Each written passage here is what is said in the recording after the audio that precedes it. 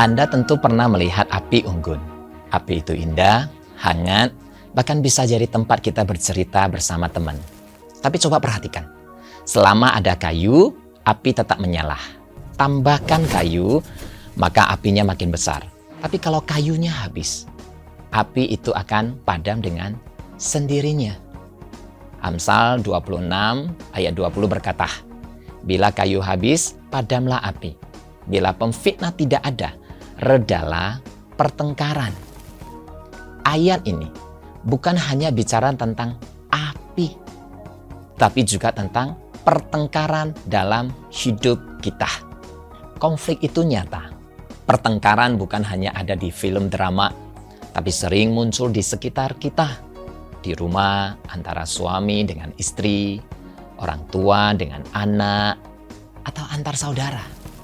Di tempat kerja, kita ribut, konflik dengan rekan kerja, persaingan, salah paham, atau sikap yang menyinggung. Bahkan di gereja sekalipun, tempat yang seharusnya penuh kasih, kita tetap bisa berjumpa dengan konflik. Kenapa begitu? Karena kita hidup berdampingan dengan manusia lain.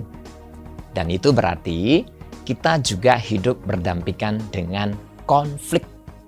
Tidak ada satupun dari kita yang bisa sepenuhnya menghindari konflik.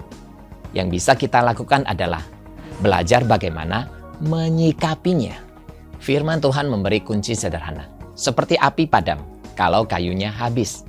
Pertengkaran pun akan reda kalau kita berhenti menambah kayu. Kayu itu berupa kata-kata pedas, sindiran, sikap keras kepala, ego, atau gosip. Selama ada bahan bakar itu, api konflik tidak akan pernah padam. Bahkan semakin hari semakin membara.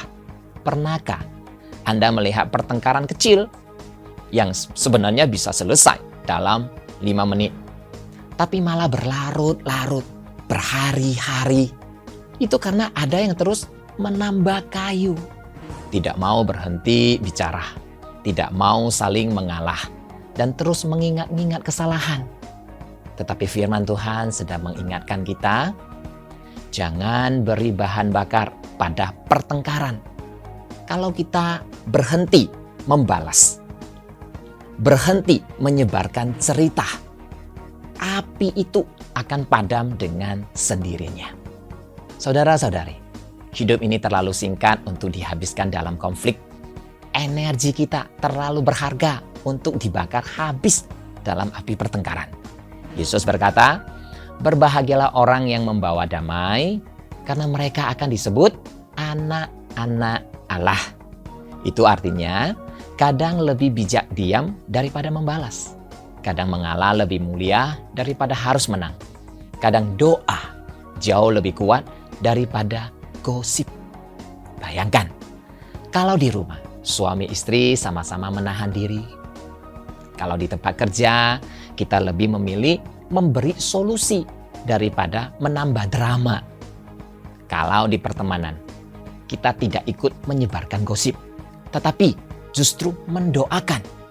Maka hidup ini pasti jauh lebih indah dan damai. Mungkin hari ini Anda sedang berada dalam konflik dengan pasangan, teman, keluarga, atau rekan kerja.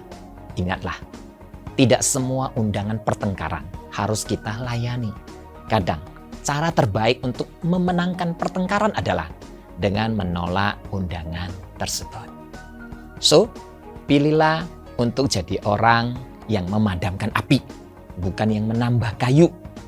Karena pada akhirnya, kedamaian lebih berharga daripada kemenangan dalam debat.